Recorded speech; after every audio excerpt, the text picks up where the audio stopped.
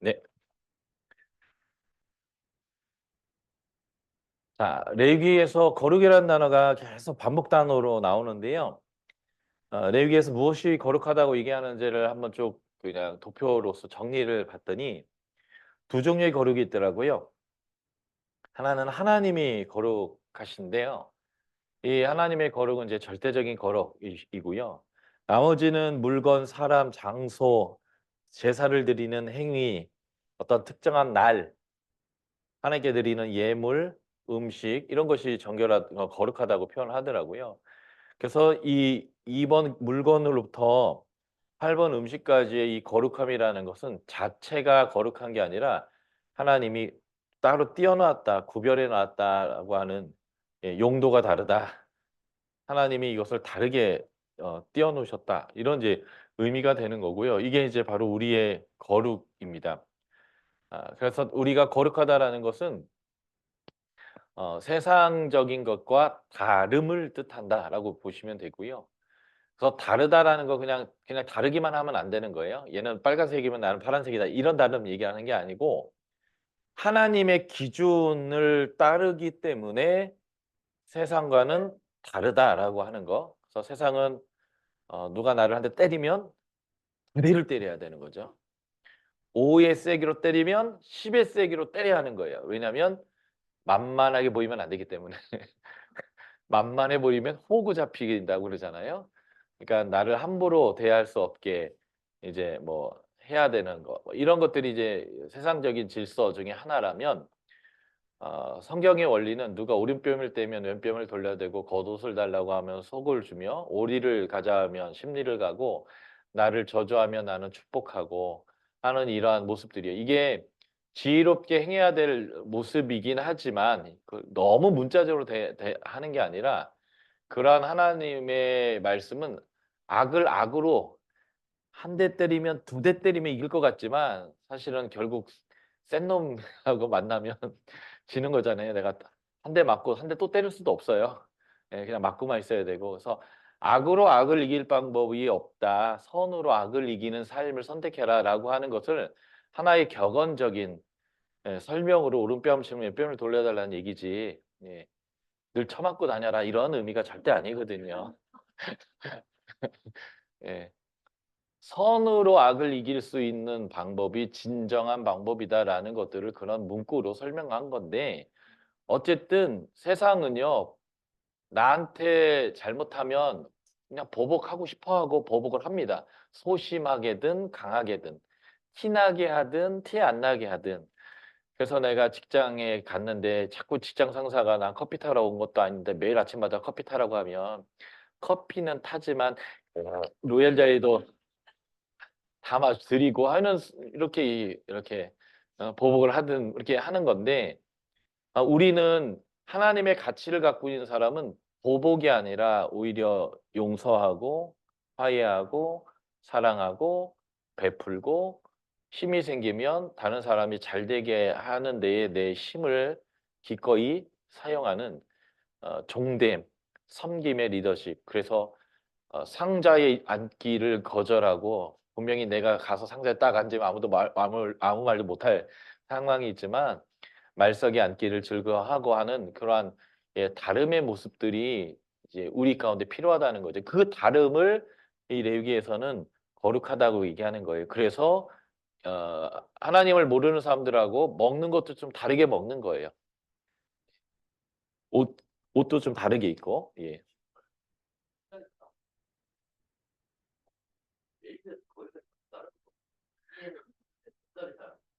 그렇죠. 근데 거기서 말하는 이의 이 눈에는 눈은 무엇을 의미하면 과한 처벌을 하지 말라는 거잖아요.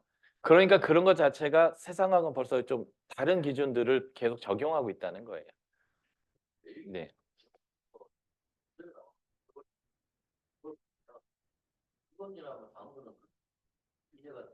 네. 네.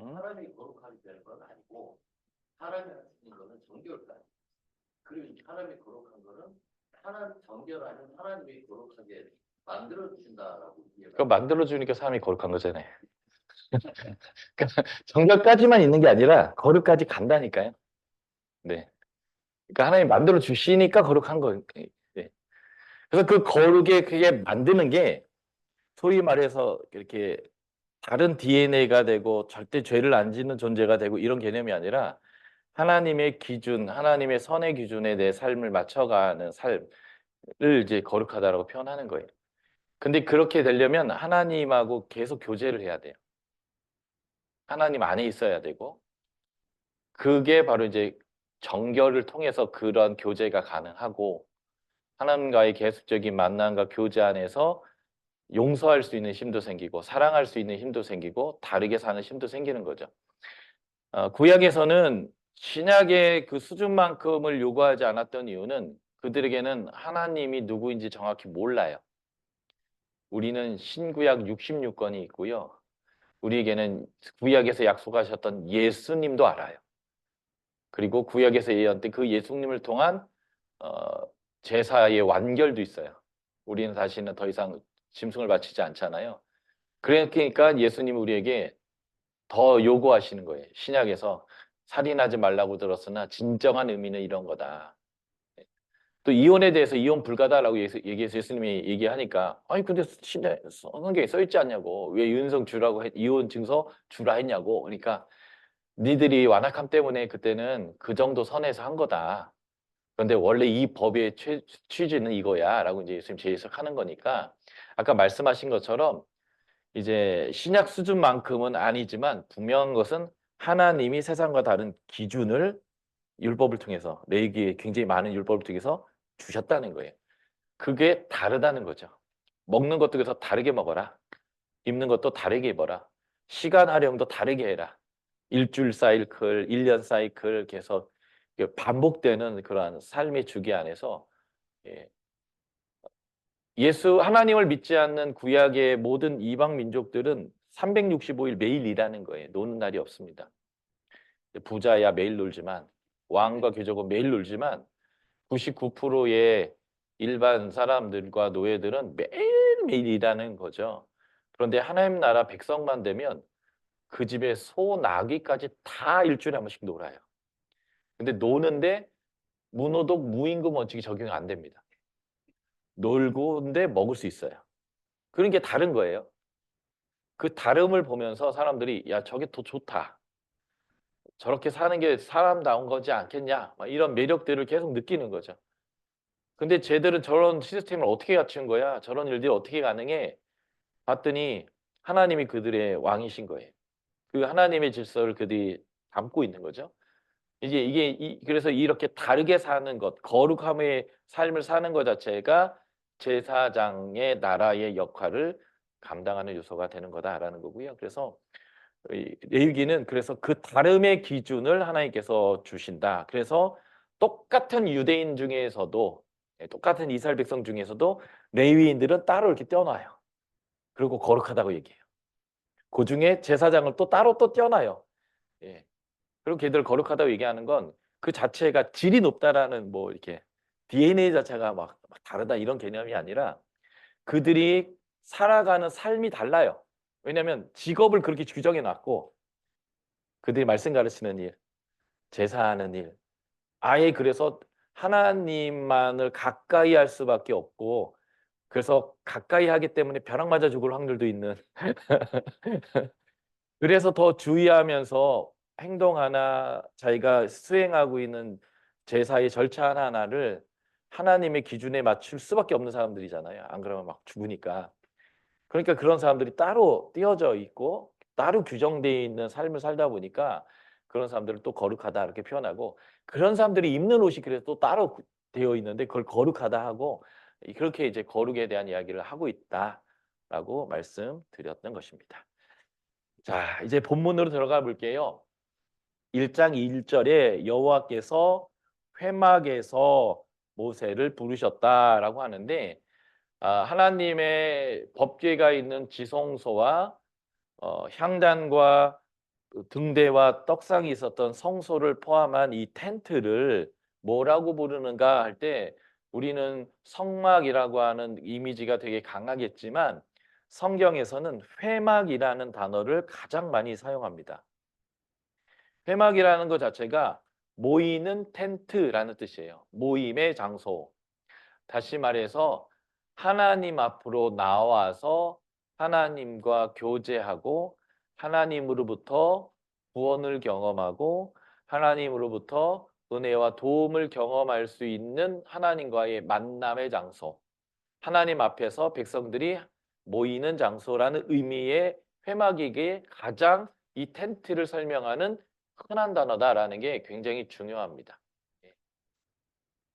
그래서 이곳으로 나오면 문제가 해결돼요. 일단 죄가 해결되죠. 제사법을 통해서. 그리고 이곳에 나오면 전쟁에서 이길 수 있게 되고요. 이곳에 나오면 우리 가운데 있는 메뚜기, 풍제, 뭐 기근 이런 문제도 이곳으로 나오면 해결이 가능한 하나님과의 만남의 장소라고 하는 이 내용이 굉장히 중요한 용어, 회막이라는 거죠. 그러니까 이 텐트의 용도 자체가 하나님을 위한 것 같지만 하나님을 위한 게 아니라 우리를 위하여서 하나님이 디자인한 은혜의 장소다. 이라는 의미가 회막 안에 포함되어 있는 내용인 것 같습니다. 성막은 하나님이 거하시는 곳이 아니라 하나님이 여기에 자신의 이름을 두려는 곳이다 라고 신명기에서 반복해서 설명하고요. 나중에 솔로몬이 성전을 짓고 봉헌 기도를 드릴 때도 성전의 의미를 이거와 똑같이 설명합니다. 네. 창세기의 창조 자체가 자연 만물이 하나님의 성전인 거죠. 그래서 하나님은 어디에도 계시는데 우리가 하나님을 거절하고 떠난 이후에 하나님과의 교제하는 법을 모르고 하나님을 만나는 법을 모르니까 하나님이 그러면 여기 와서 기도해라. 여기에서 잘못했다고 해라. 여기 와서 나에게 도움을 구하라 라고 하는 하나님의 특별한 은혜를 주셨던 장소가 바로 회막이고요. 그래서 회막은 하나님의 거의 저기서 사는 집은 아닙니다. 근데 하나님이 여기에서 만나 주겠다는 약속이 있는 곳이다. 이렇게 보시면 되겠고요. 그래서 하나님이 2절에 보면 이스라엘 자손에게 말하라 그런데 뭐라 그러면 누구든지 여호와께 예물을 드리려거든 이렇게 시작합니다. 여기서 누구든지가 아담이에요. 아담. 첫 남자 이름이기도 하겠지만 휴먼 사람이란 뜻이기도 하겠죠. 그러니까 사람이 오면 돼요. 그러니까 이 사람에는 여자도 포함되고요. 종, 노예, 이방인 다 포함됩니다. 사람이면 돼요. 예. 누구든지 여기서 오면 하나님이 예물을 받겠다라는 거고요. 하나님이 컴퓨터로 치면 이 컴퓨터 하드웨어를 성막으로 주신 건데 이 컴퓨터가 돌아가려면 여기다가 윈도우라는 운영체계를 깔아줘야 합니다. 그 운영체계가 바로 이제 제사제도 같은 거예요. 그러니까 하나님은 이런 거죠. 성막을 만드신 다음에 바로 모세를 불러서 이렇게 얘기하는 거예요. 나는 너희를 용서하고 정결케 할 준비가 끝났다. 그래서 너희를 정결케 해서 너희랑 교제하고 싶으니까 누구든지 죄를 용서받고 정결케 되려거든 여기로 와라. 그러니까 제사법 자체가 성막이 완성된 직후에 바로 주어지는 이유는 하나님이 이미 나는 너희하고 친하게 지낼 준비가 끝났다. 마음의 준비가 끝났으니까 너희가 와서 나랑 친하게 지냈으면 좋겠다.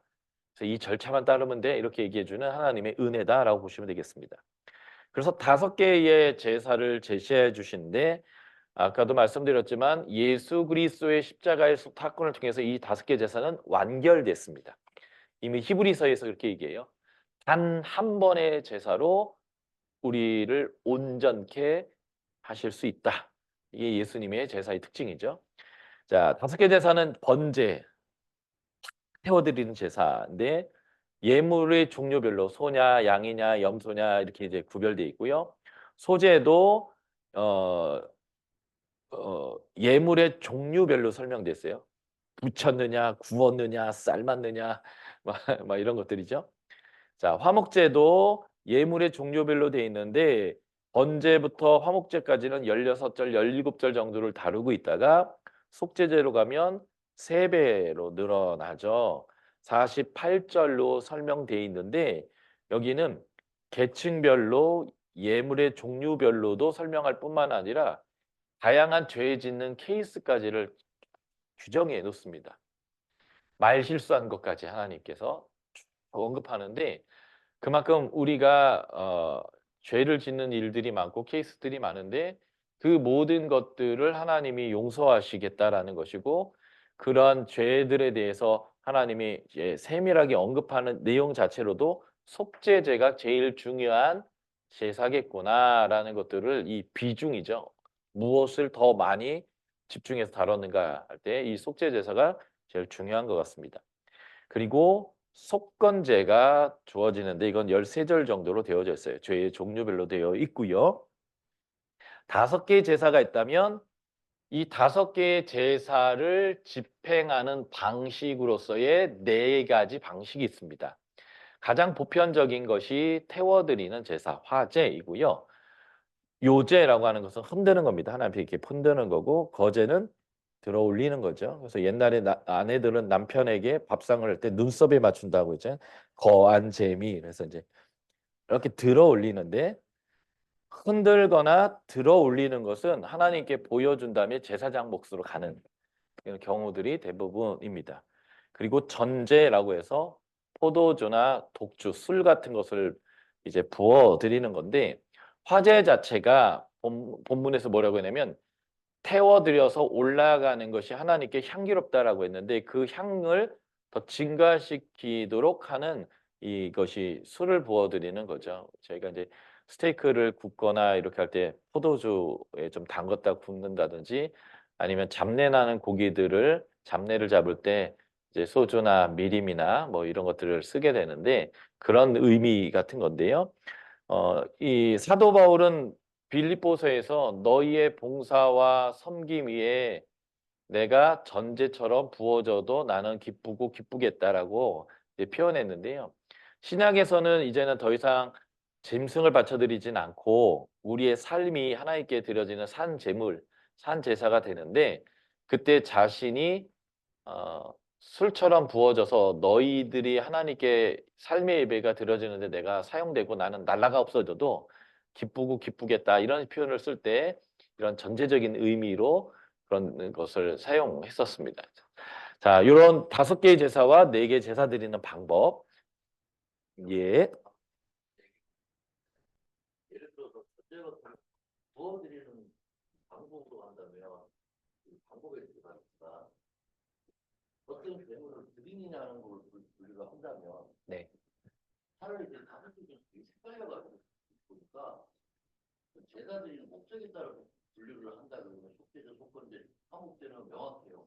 근데 번제와 소제를 같이 먹기는 좀 크고 차라리 번제와 소제와 번제 같은 경우는 드리는 재물이 무엇이냐라고 본다면 더 명확할 것 같은데 또 성경에는 또 그 5개를 적으니까 그것도 왜 그랬을까 생각이기도 하고 일단은 소제 같은 경우에는 보조적 제사로 다른 제사와 함께 드리기도 하지만 가난한 사람 중에 돈이 없어 갖고 양을 못 사서 죄를 용서받는 경우가 생길까 봐서 피가 없음에도 불구하고 2.2리터 정도만 밀가루만 들고 와도 속죄가 되는 게 또 소제거든요. 그러다 보니까 소제 자체가 보조 제사이면서도 속죄제의 메인 제사의 역할을 다 하기 때문에 그냥 하나의 제사의 방법으로 사용하는 게 맞는 것 같아요.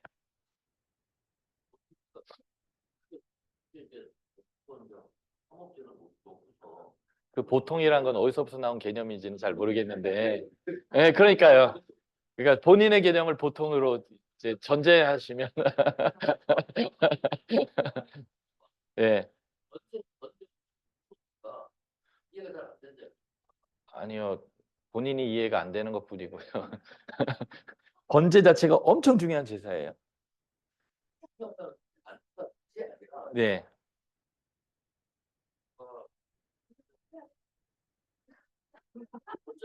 네네네.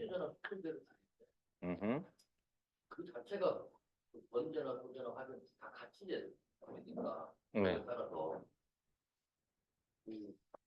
용도가 달라요. 번제랑 속죄제는 용도 자체가 달라서 다른 제사이고 다른 의미가 있으니까 이제 본인은 그 세 제사가 중요한 것처럼 규정을 해버리셔서 그러신 거고 이제 번제 자체만으로 따로 하나님께서 굉장히 중요하게 다루는 또 하나의 제사거든요. 좀 이따 설명을 제가 해 보도록 하고요. 예.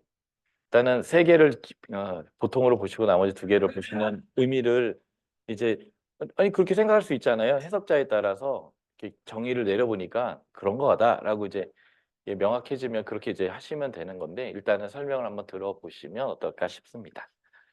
네 그래서 이 속죄제를 드릴 때도 또는 어 번제를 드릴 아니 속번제를 드릴 때도 어떤 건 태우고 어떤 건 들고 어떤 건 태우는데 어떤 건 흔들고 어떤 건 태우는데 거기다 술을 붓고 이렇게 하는 거기 때문에 한 제사 안에 이렇게 여러 방법이 다 사용되는 거거든요. 그러니까 이걸 네 가지의 제사 드릴 때 하나의 방법으로 보는 거고 나머지는 다 네 5 개의 제사가 따로따로 있는 거예요, 용도가.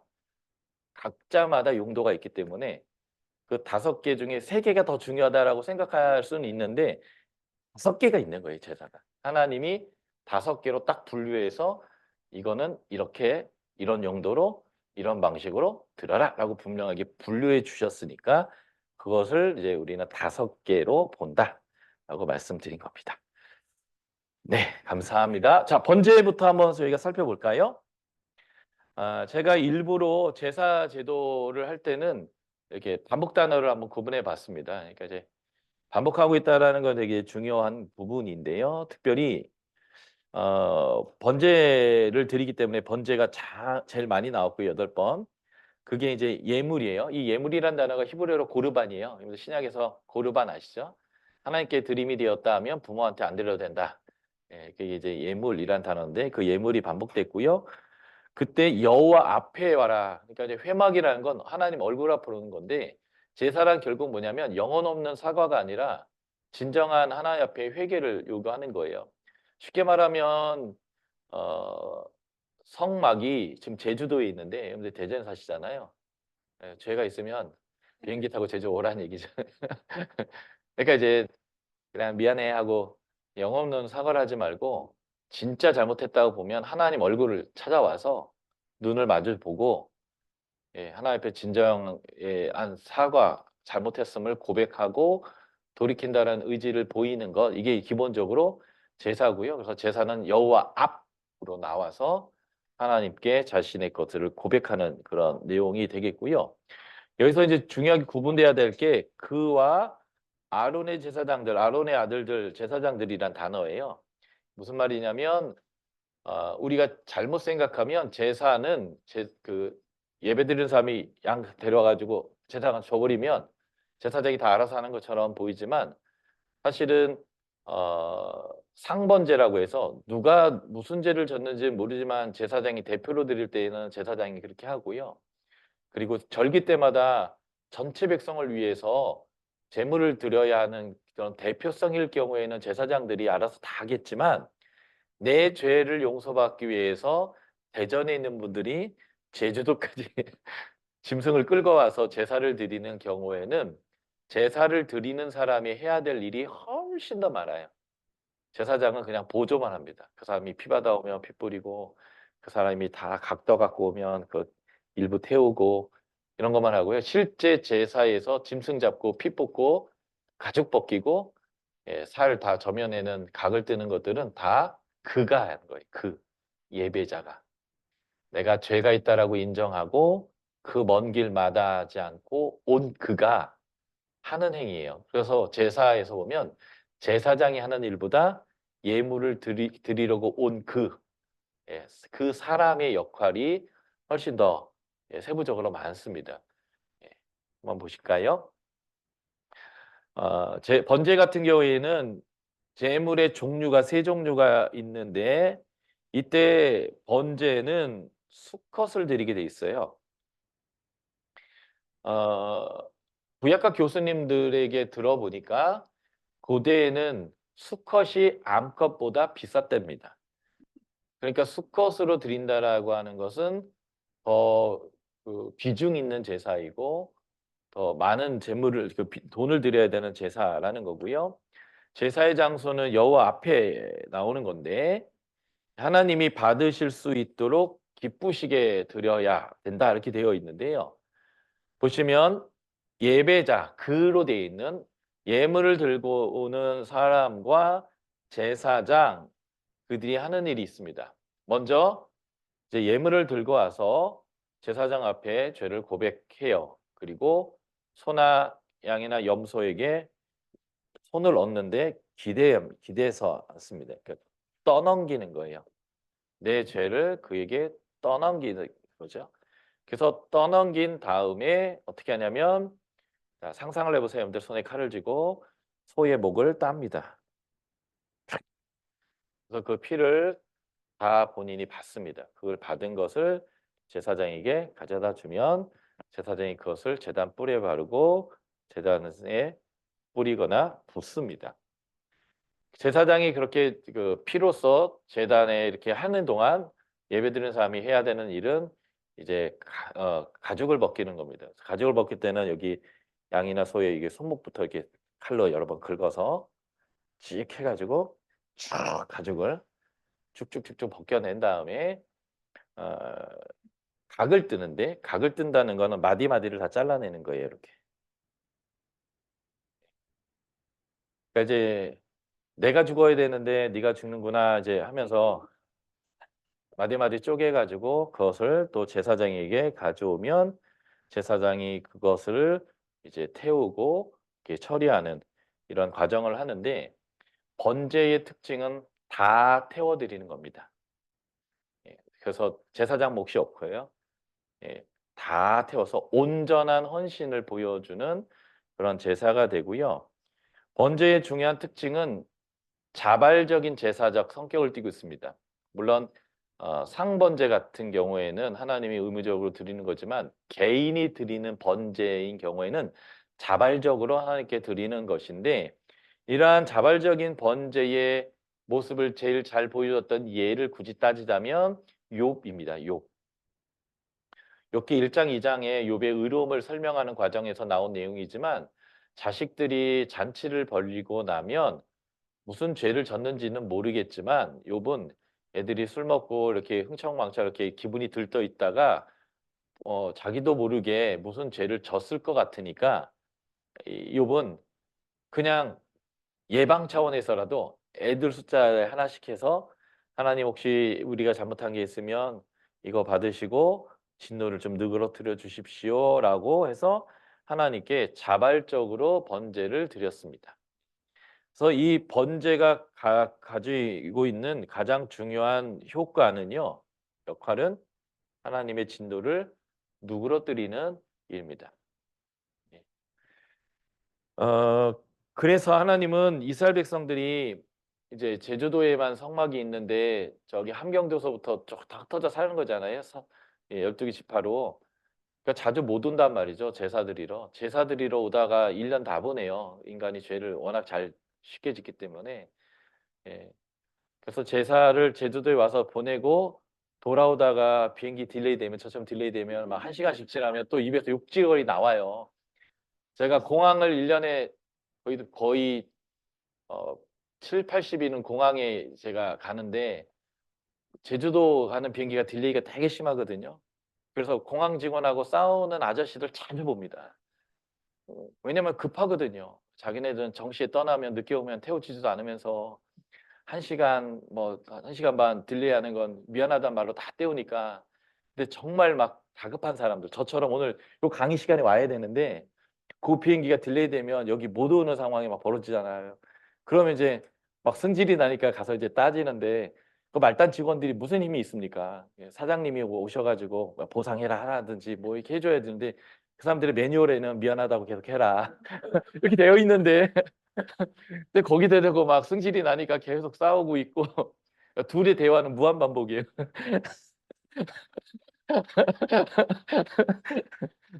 그러니까 이제 숙제하고 가다가 또 싸우는 거예요. 세상에 내 마음대로 안 되는 게 너무 많아 가지고 그러면 집에도 못 가고 다시 제사 드려야 되는 이런 일이 수없이 반복될 거니까. 그래서 사실 1 년에 몇 번이나 오겠습니까? 가까운 근처에 예배당에 있으면 그냥 수시로 왔다 갔다 할 텐데 멀리 있는 이것을 몇 번이나 올 수 있겠어요? 그러니까 하나님은 이 백성들을 긍휼히 여기셔서 그냥 제사장이 아침에 1번 저녁에 1번 그냥 상번제라고 해서 하루에 2번 번제를 드리게 하는 거예요. 그 이유는 수많은 백성들이 여기저기서 죄를 질 터인데 하나님이 그거 쳐다보고 있다 보면 그냥 승질이 나서 다 죽여버리고 싶은 상황이 벌어지니까, 그렇다고 이놈들이 매번 와서 제사를 드릴 수 있는 상황도 아니고, 하나님이 은혜를 베풀어서 그냥 제사장이 계속 이렇게 하는 거예요. 그래서 상번제의 가장 중요한 항목은 불을 꺼트리면 안 돼요. 향기가 24시간 계속 올라가야 되는 거예요.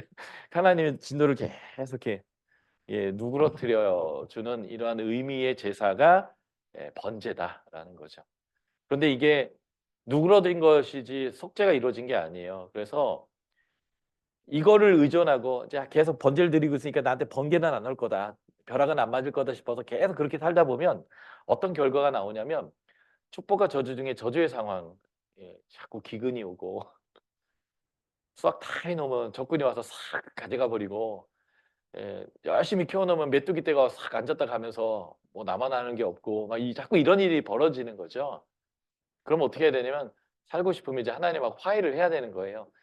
그럴 때 이제 자기가 이제 와서 속죄나 속건제를 하나님께 이제 드리면서 이제 화해를 해야 되는데, 그러기 전에 하나님이 진노를 계속 누그러뜨리는 역할을 하는 거고요. 예수님이 요걸 하는 겁니다. 여러분들 히브리서 배우신 분들, 신약 배우신 분들 알겠지만 예수님이 하나님 오른편에 계신 승천하신 자이고 하나님 오른편에 계신거든요. 하나님 오른편에 계신 이유는 어 지금 현대로 보면 인구가 75억, 뭐 80억에 육박하는데 하루에 한 사람이 한 개씩 죄만 져도 하나님 80억 개의 죄를 하루에 보는 거예요. 그런데 여러분들 빼고 악한 자들은요, 정말 하루에 10개, 20개도 죄를 지니까 하나님이 하루에 막 100억 개, 200억 개의 죄를 짓는데 차마 눈 뜨고 볼 수 없는 죄도 굉장히 많거든요. 그러니까 여러분들이 하나님이었으면 벌써 세상 끝났어요. 우리 중에 하나가 하나님이었으면 하루에 200억 개, 300억 개의 죄를 보는데, 그것도 정말 인권을 유린하고 막 사람 취급 안 하고 막 개 취급하고 하면서 죽이고 막 팔아먹고 별짓을 다 하는데 이 남아날 수가 없는 거잖아요. 예. 그러니까 이제 하나님이 화가 나 가지고 심판하려고 벌떡 일어나면 예수님 옆에서 손가락 구멍 보여주면서, 옆구리 보여주면서 참으라고. 이게 번제예요. 예, 하나님 다시 안 치는 거예요. 기다리시라고. 저기 의로운 분들이 말씀 공부하고 있고 순종하고 있지 않냐고. 그래서 이제 그러니까 예수님이 바로 이러한 번제적인 역할을 하신다라는 의미 중에 하나가 하나님 오른편에 있는 거죠. 히브리서에서 예수님의 가장 큰 이미지가 뭐예요? 큰 대제사장으로서 하나님의 진노를 막고 우리가 하나님께 나아갈 수 있는 길을 열어주시는 일들을 승천하셔서 하나님 오른편에 딱 붙어 앉아가지고, 그래서 예수님이 화장실도 가면 안 돼요. 화장실 가시면 연어 죽어 있을 거예요. 농담 삼아 얘기지만 주님은 화장실도 못 갑니다. 기저귀 차고 계셔야 되는지 몰라요. 그만큼 하나님의 진노가 일어날 수밖에 없는 상황이에요, 지금 인류의 상황들은. 그런데 예수님 덕분에 우리가 지금도 아무 일이 없는 듯 살아가는 건데, 사실은 전 세계에 참혹한 일들이 참 많이 일어나고 있는 거죠. 그러니까 언제는 그런 겁니다. 하나님이 하나님이 진노를 누그러뜨리는 거고요. 예수님의 온전한 헌신으로서의 순종의 역할, 그래서 마가복음 10장 45절, 인자가 온 것은 섬김을 받으려 함이 아니라 도리어 섬기고 많은 사람의 대속물로 오셨다라고 하는 것은 속죄적인 의미도 있지만 하나님의 진노를 누그러뜨리는 번제적인 의미가 있다라고 보시면 되겠고요. 요한복음 3장 16절 우리가 잘 아시죠? 하나님이 세상을 이처럼 사랑하사 독생자를 주셨는데, 이 하나님은 창세기 22장의 아브라함의 역할이시고요. 예수님은 이삭의 역할을 하시는 거예요. 그래서 하나님이 자신의 자식을 바치는데 인간을 사랑하기 때문에 인간을 구원하기 위해서, 용서하기 위해서, 하나님과 화해하기 위해서 자신의 가장 소중한 아들을 희생하셨던 이런 사건이 이런 번제적 사건으로 볼 수 있고요. 그래서 로마서 8장 32절, 자기 아들을 아끼지 아니하시고 우리 모든 사람을 위하여 주신 이가 어찌 그 아들과 함께 모든 것을 우리에게 주시지 않겠는가라고 사도 바울은 이 예수님의 사건을 설명하고 있습니다. 영적 원리는 그래서 더 이상 그리스도인들은 양이나 소를 가지고 하나님께 나아갈 필요가 없어요. 이제는 예수님의 제사로 완결됐기 때문에 더 이상 피로써 드리는 제사가 필요 없고요. 이제는 우리의 삶 자체가 하나님께 드려지는 예배가 되어지면 되고요. 그래서 하나님께 이미 받은 은혜의 사랑을 감사하고 찬양하고 그리고 하나님의 질서를 따라 살아가는 삶. 이것이 이제 도덕적 선행이 아니라 하나님의 기준으로 살아가는 삶을 제가 아까 거룩이라고 표현했어요. 다르게 사는 거. 그런 다른 삶을 하나님께 드리는 산제사의 삶을 드리는 것이다라고 보시면 되겠습니다. 창세기 4장에 가인과 아벨의 제사에서 이러한 예배의 삶이 무엇인지를 이제 보여주는데요. 하나님은 가인과 그의 예물은 받지 않았고 아벨과 그의 예물은 받으셨거든요. 가인과 그의 예물을 받지 않았던 이유는 창세기 4장 7절에 보면 선을 행하지 않았기 때문이다라고 표현하고 있습니다. 가인과 아벨이 드렸던 것은 속죄를 위한 제사가 아니라 감사제였어요. 추수감사제. 그러니까 이스라엘 백성들이 성막에 찾아와서 예배를 드려야 되는 케이스는 1년 3번 플러스 알파인데 3번이 6월절, 오순절, 장막절인데 이때가 추수 때고 감사의 예배를 드린 때고 플러스 알파가 아까 죄가 있을 때. 근데 매번 안 오지만 이제 하나님한테 관계가 너무 깨져 갖고 자꾸 메뚜기가 온다든지 적군이 온다 이렇게 할 때는 화해를 해야 되니까 그때 이제 알파를 찾아가는 건데 이 알파가 몇이 안 되니까 이제 상번제라는 것을 계속 하나님이 이렇게 하고 있는 건데 그러니까 가인과 아벨의 제사는 피로써 드려야 되는 속죄와는 무관한 자기가 농사를 지은 것과 자기가 목축을 한 걸 가지고 하나님께 소산을 드린 감사의 제사여서 피와는 무관하고 본문에서도 선을 행하지 않았으면 네가 왜 낫을 들지 못하느냐 고기를 떨궜겠느냐라고 하나님께서 말씀하시는 거예요. 그러니까 가인이 선을 행하지 않았기 때문에 하나님의 예배를 거절하셨다는 거죠. 그래서 요한일서 3장 12절 보면 가인과 같이 하지 마라. 그는 악한 자에게 속하여 아우를 죽였다. 왜 아우를 죽였겠는가? 자기 행위는 악하고 아우의 행위는 의로움이라. 그러니까 하나님이 아벨과 그의 예물을 받았던 이유는 그가 하나님 앞에 삶의 예배를 드리고 있기 때문에 그를 받아준 거예요. 그래서 예배를 받다가 샤하 주목하여 보다란 히브리어고요. 가인의 예배를 받지 않았다가 라샤하 주목하여 보지 않았다 이거든요. 그러니까 아벨은 하나님 보시기에 선한 삶을 살았고 그러니까 하나님에게 얼굴을 들고 나 좀 봐주세요 하니까 하나님이 너무 좋아서 이렇게 봐주신 건데 가인은 악했어요. 그래서 뭐라고 얘기하냐면 네가 문을 열고 나가면 죄가 문 앞에 엎드리느니라 이렇게 써 있거든요.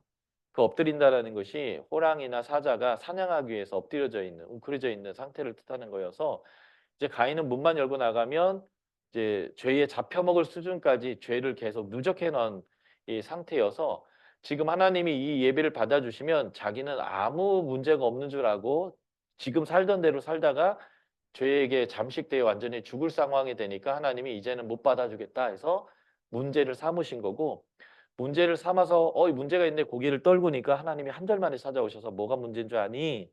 네가 선을 행하지 않아서 그래. 죄가 너를 원해. 그러나 너는 죄를 다스려야 해. 했더니 죄를 다스리는 게 아니라 동생을 때려 죽여버렸단 말이죠.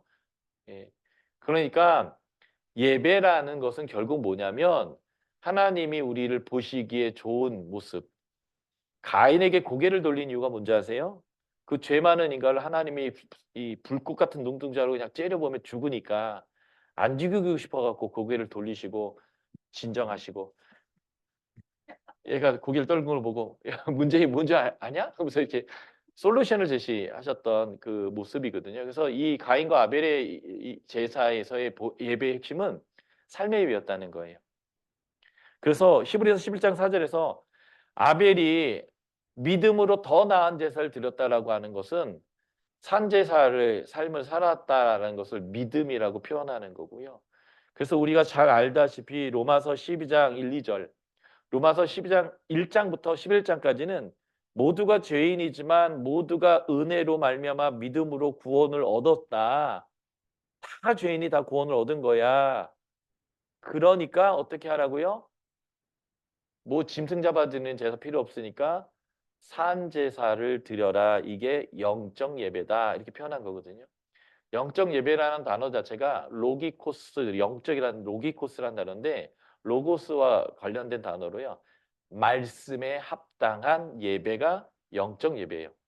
뭔가 이렇게 스피리추얼하면 특별한 막 이런 걸로 막 생각하는데 스피리추얼한 게 뭐냐면 하나님 말씀대로 살아가는 게 가장 영적인 거거든요.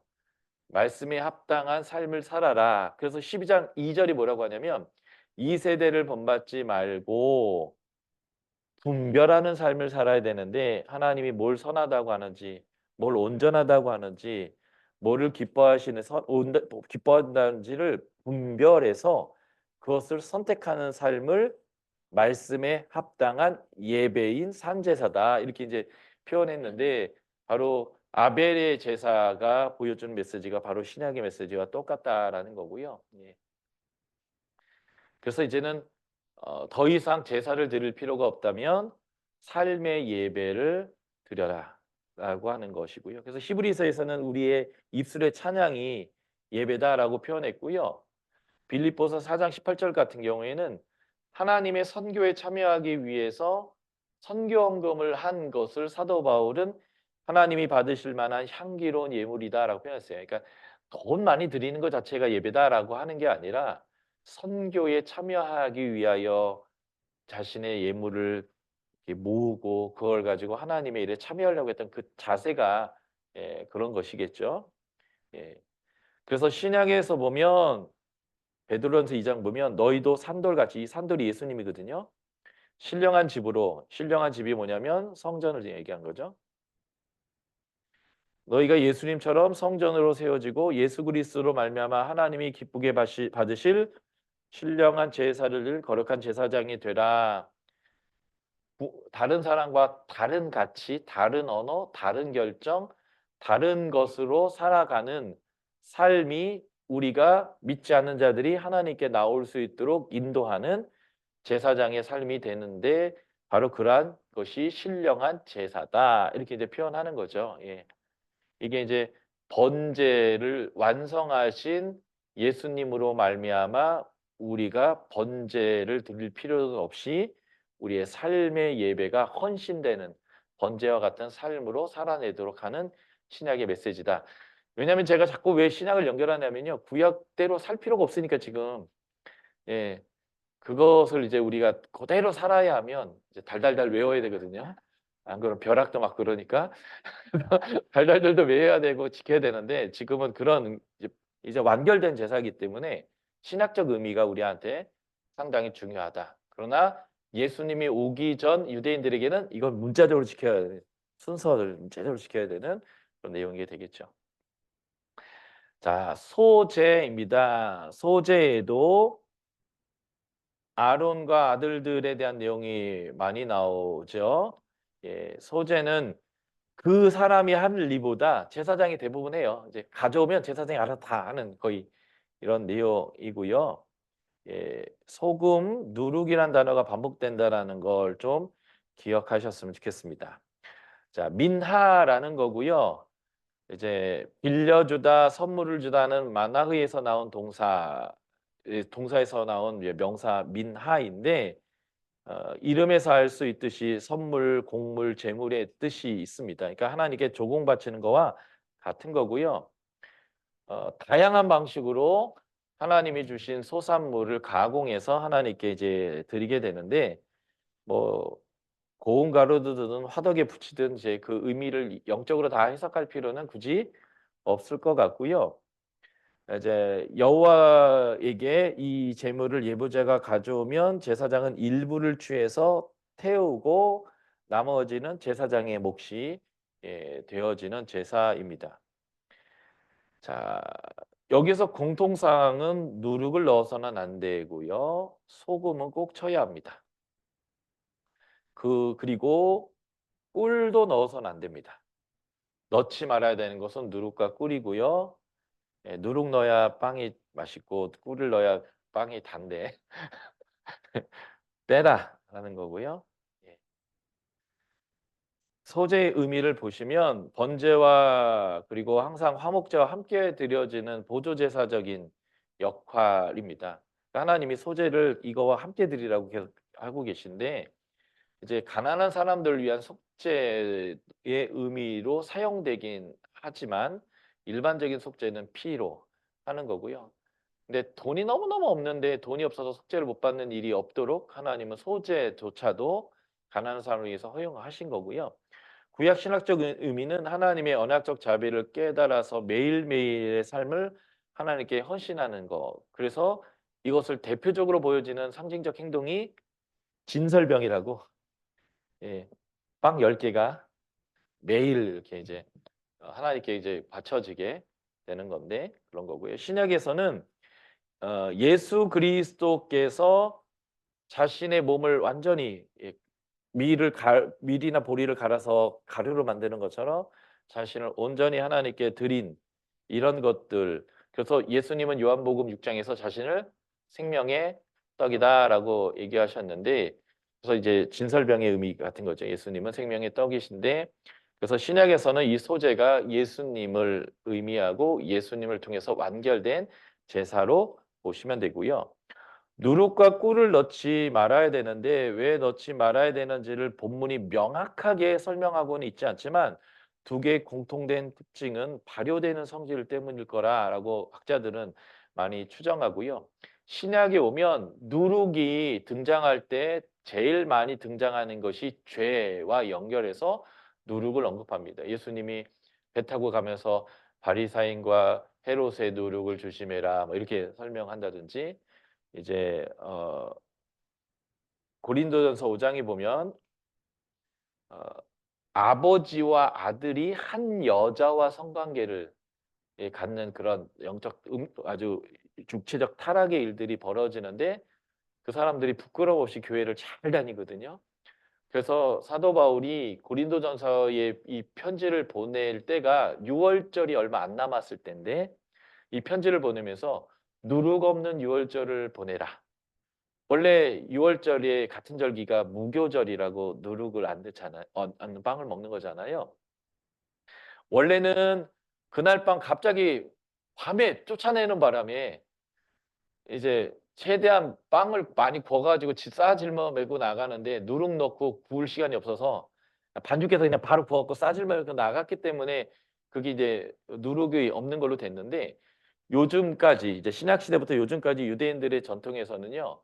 6 월절 절기가 되면 어 모든 마트에서 누룩 들어간 빵을 싹 제거할 뿐만 아니라 가정집마다 하는 특별한 행사가 있는데 그게 뭐냐면 찬장을 다 이렇게 다 닦는 거예요. 누룩 하나라도 없도록 다 닦는 거와 그리고 아이들에게 어떤 행위를 시키냐면 누룩 들어간 빵을 집안 여기저기다 숨겨 놓고 찾아내기를 시켜요.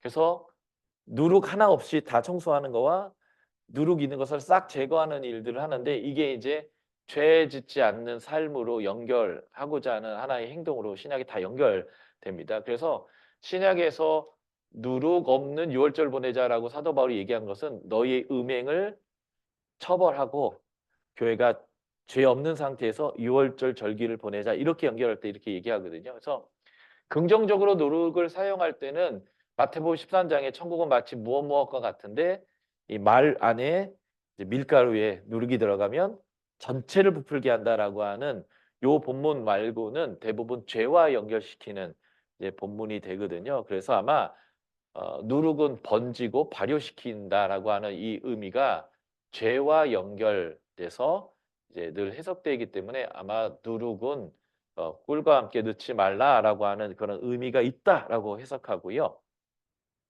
소금은 꼭 넣어야 되는데 소금은 이제 고대에서 언약을 맺을 때 언약을 맺는 형태 중에 하나가 언약 당사자 둘 사이에다가 소금을 쌓아 놓고 언약을 맺곤 했는데 그 이유는 소금은 이제 유지시키는 거, 변하지 않게 하는 역할을 했었기 때문에 그래서 이제 안동 사람들이 고등어를 먹어 주려면 예 간 고등어를 먹는 거잖아요. 소금을 뿌려 가지고. 예 그런 것처럼 뭔가 이제 변하지 않게 하는 그러한 의미였기 때문에 우리 서로 약속 잘 지키고 변하지 말자는 의미에서 중간에 소금을 넣고 하는 언약을 이제 했는데 아마 이 소금은 그러한 의미 때문에 "넣어라."라고 했을 수 있어요.